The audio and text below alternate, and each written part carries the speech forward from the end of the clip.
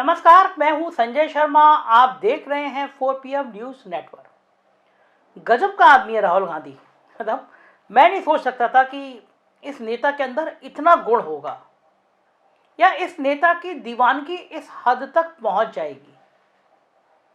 जो लोग प्रधानमंत्री नरेंद्र मोदी जी को विष्णु का अवतार समझते थे, जो उनको बहुत प्यार से दीवाने रहते थे, वो भी परेशान हैं। मेरे एक मित्र हैं, यूपी सरकार में कैबिनेट मिनिस्टर हैं, नाम लेना ठीक नहीं है। व्यक्तिगत बातचीत हो रही थी उनसे, उन्होंने कहा कि भाई संजय जी कोट मत कीजिएगा, नाम मत कोट कीजिएगा। वो कह रहे थे कि हमारी समझ में यह नहीं आया कि पश्चिमी उत्तर प्रदेश में इतनी भारी भीड़ अचानक राहुल गांधी के पक्ष में आ कैसे गई। उनका मानना था कि ये बीजेपी के लिए, हम लोगों के लिए अलार्मिंग है। हम लोग चौंक गए इसको देखकर, क्योंकि पश्चिमी उत्तर प्रदेश भारतीय जनता पार्टी का एक बेस है जिसपे चुनाव शुरू होता है। उनका कहना था कि कैराना में इस हद तक लोग आएंगे, ये कल्पना किसी ने नहीं की थी। कैराना बीजेपी की प्रयोगशाला रही है, लेबोरेटरी रही है। कैराना वो जगह है जहां पे हिंदू मुस्लिम के विभाजन की तस्वीर बहुत आसानी से बीजेपी तैयार कर लेती थी। आपको याद होगा, अमित शाह ने गली गली पर्चे बांटे थे कैराना के चुनाव में। योगी आदित्यनाथ जी ने कहा था कि गर्मी के मार्च अप्रैल के महीने में कि यहां पे मैं शिमला बना दूंगा। और जो कल की यात्रा थी वो अचंभित करने वाली थी। मेरे 4PM की टीम मैंने भेजी थी क्षितिज को, मैंने दिखाया भी था वीडियो। कुछ लोगों ने कहा कि दोबारा मैं दिखाऊं। 1 मिनट का जरा नज़ारा देखिए, क्या नज़ारा था कल कैराना और पश्चिमी उत्तर प्रदेश में। इस समय बता दूं, ये जो भारत जोड़ो यात्रा है कैराना की तरफ एंट्री कर रही है और आप पीछे देख रहे हैं कितना हुजूम है, कितनी जनता है। आप पीछे तक के कैमरामैन से कहूँगा उस तरफ भी दिखाएं, जहाँ जहाँ भी आपकी नज़र जा रही है वहाँ पब्लिक देख रहे हैं। लाखों की संख्या में यहाँ पब्लिक है। कैराना में भारत जोड़ो यात्रा एंट्री कर रही है और जहाँ जहाँ भी आपकी नज़र जा रही है वहाँ आप यहाँ पर पब्लिक को देख पा रहे हैं। या सभी भारत जोड़ो यात्रा का समर्थन कर रहे हैं। मैं पीछे देख पा रहा हूँ, सिक्योरिटी आप देख रहे हैं काफ़ी टाइट है। और बगल में आप देख सकते हैं राहुल गांधी को। राहुल गांधी देखिए सबको हैंडशेक कर रहे हैं। आप साफ तौर से राहुल गांधी को देख पा रहे हैं। राहुल गांधी बीच में आप देख रहे हैं, सबको हैंडशेक कर रहे हैं, यहाँ पे पब्लिक को संबोधन कर रहे हैं। और आप पीछे देख रहे हैं लगातार काफ़ी बड़ी संख्या में हुजूम है पब्लिक का। और जहाँ जहाँ भी आप देख रहे हैं एक जन सैलाब पूरा उमड़ पड़ा है। मैं आपको आज बताऊंगा कि कौन कौन से राज हैं। देखा आपने भीड़ देखी थी ना आपने। अब मैं बताऊंगा कि कौन कौन से ऐसी जगह हैं जहां पे राहुल गांधी की भारत जोड़ो यात्रा भारतीय जनता पार्टी का सारे सपने खत्म कर सकती है। मैं आगे आपको डिटेल में उन राज्यों की बात बताऊंगा, लेकिन कुछ दर्शक अचानक ऐसे मिल जाते हैं। एक बनारस के साहब हैं, वो मेरे रिपोर्टर क्षितिज को उसी भारत जोड़ो यात्रा में पश्चिमी उत्तर प्रदेश में मिले और मेरे बहुत दीवाने हैं। तो मुझे शुक्रिया, मैं चूंकि उनका नंबर मेरे पास नहीं है तो शुक्रिया तो नहीं कह पा रहा हूँ उनको, लेकिन जरा सुनिए कितनी मजेदार बातें कर रहे हैं मेरे को लेकर। क्या कुछ कहना चाहते हैं, कहाँ से है, नाम क्या है? सर मैं बनारस से हूँ, मेरा नाम सोनू यादव है। क्या कुछ कहना चाहते हैं, भारत जोड़ो यात्रा में आप आए हुए हैं? मैं भारत जोड़ो यात्रा के पहले मैं 4PM और इनके जो संपादक जी हैं संजय शर्मा जी को मैं तहे दिल से नमस्कार करता हूँ। अब मैं कहना चाहता हूँ कि जितनी ईमानदारी से ये अपनी पत्रकारिता करते हैं सर, कि आज जो बीजेपी सरकार है हिल गई है सर, हिल गई है। अगर इनका चले ना तो ये भी खरीद ले, लेकिन संजय शर्मा, अभिषेक शर्मा और रवीश कुमार सब बिकाऊ नहीं होते। तो ये दीवानगी इसलिए है क्योंकि मैं सच की बात कहता हूँ। मैं सत्ता की चाकरी नहीं करता, सत्ता की चरण वंदना नहीं करता, सच बोलता हूँ, इसलिए लोगों को पसंद आता हूँ। तो चलिए मैं लेके चलता हूँ आज की राहुल गांधी की भारत जोड़ो यात्रा इतनी सफलता के साथ मुकाम तक क्यों बढ़ती चल रही है। और ये यात्रा इसलिए भी काफ़ी सफल रही है क्योंकि इस यात्रा में राहुल गांधी सीधे आम लोगों और उनके मुद्दों से कनेक्ट होते हुए दिख रहे हैं। लगातार संवाद कर रहे हैं, किसी के कंधे पे हाथ रख रहे हैं, किसी के संग चाय पी रहे हैं, कहीं चाट खा रहे हैं, कहीं बेरोजगारी की मार झेल रहे नौजवानों से, और कहीं वो अग्निवीर स्कीम के प्रभावों से जितने प्रभावित नौजवान हैं उनको आश्वासन दे रहे हैं। तो वहीं कोटा के कोचिंग संस्थानों में पढ़ रहे मेडिकल और IIT के जो बच्चे हैं उनसे सबके बीच में वो बात कर रहे हैं। लेकिन इन सब के बीच वो सत्ता की होड़ से खुद को दूर रख रहे हैं। बहुत बड़ी बात है। एक बार तो उन्होंने मध्य प्रदेश में पत्रकारों को कह भी दिया राहुल गांधी को तो मैं कब का भूल गया, अब आप भी भूल जाइए। और उनकी ये निष्कपट छवि, एक संत जैसी छवि, लोगों के दिल और दिमाग पर असर कर रही है। लेकिन इसका चुनावी असर कितना होगा, आज मैं इस संभावना पर आपसे बात करूंगा। इस चर्चा से पहले जान लेना जरूरी है कि जिस किसी भी राज्य में कांग्रेस की जमीन आज भी बची हुई है, केवल केरल को छोड़कर, वहां पर उसका सीधा मुकाबला भारतीय जनता पार्टी से है।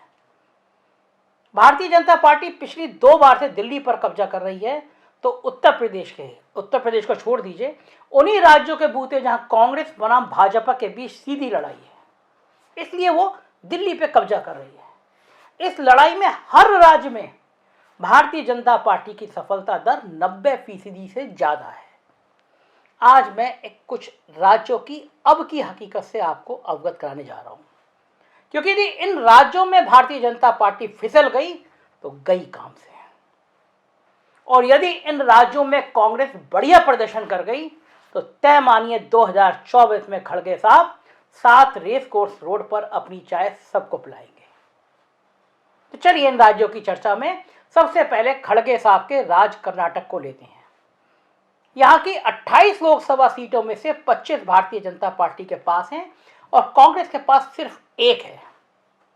मगर वो साल 2019 का था और अब तैयारी 2024 की है। अब बॉस खड़गे साहब हैं और उन्हें साहब की जगह बिठाने के लिए पूरा कर्नाटक जोर लगा देगा। अब ये तय दिख रहा है, इसलिए भी तय दिख रहा है क्योंकि राहुल गांधी की भारत जोड़ो यात्रा जैसी ही कर्नाटक पहुंची, वैसे ही खड़गे की उम्मीदवारी का ऐलान हो गया। फिर उसके बाद तो कर्नाटक में भीड़ देखने लायक थी। खड़गे साहब के इलाके बेलारी में उमड़ी भीड़ ने तो दिल्ली से लेकर नागपुर तक के कान खड़े कर दिए। और यदि ये भीड़ 2024 में सीटों में कन्वर्ट हो गई तो समझ लीजिए फिर क्या होने वाला है। ना तो सॉफ्टवेयर के राज में धार धार चाकू रखने की प्रज्ञा मैडम की सलाह काम कर रही है और ना लव जिहाद का मुद्दा टिक पा रहा है। लेकिन इन सब का टेस्ट अगले 3-4 महीनों में विधानसभा चुनाव में हो जाएगा। देखते हैं प्रज्ञा ठाकुर के धारदार चाकू और खड़गे और राहुल को रोक पाने की ताकत इस चाकू में कितनी है। वैसे एक बात और बता दूं, इस राज्य की मौजूदा बम्बई सरकार 40% कमीशन की सरकार के नाम से हर जगह प्रसिद्ध हो चुकी है। अब बात 50 खोके एकदम ओके के बूते चल रही सरकार वाले राज्य महाराष्ट्र की। वैसे नारा हम नहीं लगा रहे हैं, ये मत कहिए कि नारा मैंने लगा दिया। ये नारा भाजपा और गुवाहाटी मॉडल वाले विधायकों को सामने देखकर जनता खुद ही लगाने लगी है। आपको याद होगा कि महाराष्ट्र की 48 में से 42 लोकसभा सीटें पिछली बार भाजपा गठबंधन ने जीती थी, लेकिन तब बाला साहब ठाकरे की विरासत भारतीय जनता पार्टी के साथ हुआ करती थी। लेकिन अब हालात ये है कि अंजना ओम कश्यप, आपको याद होगा एक वीडियो वायरल हुआ था, उन अंजना ओम कश्यप के शब्दों में कहें तो शिवसेना के राहुल गांधी, आदित्य ठाकरे अब राहुल गांधी का हाथ थाम चुके हैं। शरद पवार दिल्ली से पुणे तक कांग्रेस के कार्यालयों में जाने लगे हैं। लेकिन इस बीच महाराष्ट्र को मिले 4 प्रोजेक्ट साहब के राज्य में ट्रांसफर हो चुके हैं। गडकरी जी मार्गदर्शक मंडल की वेटिंग लिस्ट में बिठाए जा चुके हैं। और रही बात बाला साहब ठाकरे की विरासत की, तो इस विरासत का साथ मुंबई से दिल्ली तक कांग्रेस को ऐसा मिला हुआ है कि अंधेरी ईस्ट के उपचुनावों में भाजपा ने कैंडिडेट खड़ा करने की हिम्मत तक नहीं जुटाई। ऐसे में आप अंदाजा लगा सकते हैं कि भारत जोड़ो यात्रा में उमड़ा जनसैलाब सिर्फ राहुल गांधी को देखने नहीं आया था, बल्कि उसे एक उम्मीद की किरण भी दिखाई दे रही थी। और उम्मीद की इस किरण के बीच यदि सुधांशु त्रिवेदी जैसे बड़ बोले भाजपा नेता छत्रपति शिवाजी महाराज के अपमान की हद तक उतर जाए तो आप समझ सकते हैं कि राहुल का सावर का ट्रैप कितना बड़ा मास्टर स्ट्रोक था। अब बात मध्य प्रदेश और राजस्थान की। 2019 में इन दोनों राज्यों की 54 में से 53, 54 में से 53 लोकसभा सीटें भाजपा को मिली थी, जबकि कांग्रेस को सिर्फ 1 सीट पर संतोष करना पड़ा था। इन दोनों राज्यों में हिंदुत्व प्लस नरेंद्र मोदी की पिछड़ा वर्ग की आइडेंटिटी पॉलिटिक्स ने ऐसा कमाल दिखाया था कि जिससे कांग्रेस अच्छे वोट लाने के बावजूद सीटों में कन्वर्ट नहीं करा सकी। दलित, आदिवासी, सवर्ण, पिछड़ा सबके सब चुनावी हिंदू बनते चले गए। लेकिन इस हिंदुत्व में जब सबको यह आभास होने लगा कि फायदा तो सिर्फ 2 लोगों को हो रहा है और एक नई ईस्ट इंडिया कंपनी तैयार हो रही है, तो सबने बदलाव की कसम खाई, बदलाव की कसमसाहट महसूस की। और इस कसमसाहट का नतीजा यह हुआ कि राहुल गांधी ने अपनी भारत जोड़ो यात्रा में करंट पैदा कर दिया, आदिवासी बनाम वनवासी की बहस छेड़ दी और इन सबसे बढ़कर युवाओं के बीच अपनी साख को और पुख्ता कर लिया। लेकिन असल खेल तो तब हुआ जब राहुल गांधी इस इलाके में थे और खड़गे सामने गुजरात से चाय वाली बहस में एक नई तरह की आइडेंटिटी पॉलिटिक्स को उभार दे दिया, एक ऐसा उभार दे दिया जिसने राहुल गांधी की यात्रा के असर को कई गुना बढ़ा दिया। उन्होंने कहा, मोदी जी आपकी तो चाय पी भी दिया करते थे, मैं तो एक ऐसी जाति से आता हूं कि लोग मेरी चाय को छूते तक नहीं थे। दलितों में करंट पैदा कर दिया खड़गे के बयान ने। ऐसे में जाहिर है कि 54 में से 53 रिपीट करना बीजेपी और संघ के लिए लोहे के चने चबाने से ज्यादा मुश्किल होने जा रहा है। भूल जाइए पायलट और गहलोत के विवाद को, भूल जाइए वसुंधरा की नाराजगी, भूल जाइए सिंधिया की महत्वाकांक्षा और भूल जाइए मामा शिवराज की आखिरी पारी का जलवा। इसलिए भूल जाइए क्योंकि इन दोनों राज्यों में काफी हद तक राहुल गांधी की भारत जोड़ो यात्रा ने मुद्दों की राजनीति, महंगाई, बेरोजगारी, दलित चेतना, आदिवासी चेतना, इस तरह तरह के बिंदुओं पर लाकर खड़ा कर दिया है। पुरानी पेंशन व्यवस्था का मुद्दा भी अब बड़ा हो गया। मध्य प्रदेश के दोनों पड़ोसी राज्य राजस्थान और छत्तीसगढ़ की कांग्रेस सरकार ने पुरानी पेंशन व्यवस्था को बहाल कर दिया है। ये बहाल हुई तो राज्य के सरकारी कर्मचारी जिनके हाथ में ईवीएम की कमान होगी उनमें बेचैनी की स्थिति पैदा हो गई है। इसके बाद उत्तर भारत के उन राज्यों हरियाणा, दिल्ली, चंडीगढ़, पंजाब, जम्मू कश्मीर जहां से ये यात्रा या तो गुजर चुकी या गुजरने वाली है, इन राज्यों में लोकसभा की 36 सीटें हैं, जिनमें से 22 सीटें पिछली बार बीजेपी जीती थी और कांग्रेस के हिस्से में सिर्फ 8 सीटें आई थी। बाकी सीटें नेशनल कॉन्फ्रेंस, आप, अकालियों के हाथ लगी थी। भारत जोड़ो यात्रा में इन इलाकों में उत्साह देखकर ऐसा लग रहा है कि अब साहेब का जलवा यहाँ उतार पर है और सीटों के अनुपात में पिछली बार की तुलना में काफी परिवर्तन आना तय है। वैसे इसी इलाके में आम आदमी पार्टी भी 2 राज्यों पर काबिज है, लिहाजा वोटों की काटा छाटी का खेल पर काफी निर्भर भी करेगा।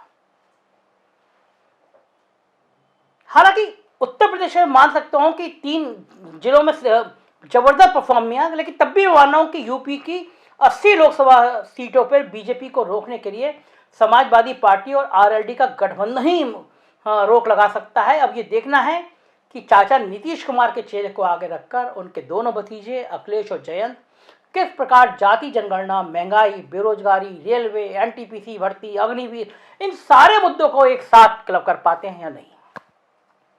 राहुल गांधी ने पश्चिमी यूपी में समा बांध दिया। अब देखना यह है कि त्रिपुरा से राहुल बाबा को राम मंदिर की चुनौती दे रहे जय शाह के पिताजी वंशपात पर किस प्रकार की चोट कर पाते हैं। ना खाऊंगा ना खाने दूंगा का नारा लगने वाले बॉस राहुल के नए बॉस खड़गे की चाय को कितना पी पाते हैं। हमारी निगाह बनी रहेगी भारत जोड़ो यात्रा पर, इस राजनीति पर। देखते रहिए 4 PM न्यूज नेटवर्क। बिहार की खबरें देखना हो तो 4 PM बिहार, यूपी की खबरें देखना हो 4 PM यूपी और गुजरात की खबरें देखना हो तो 4 PM गुजरात को जरूर सब्सक्राइब करिएगा। शुक्रिया।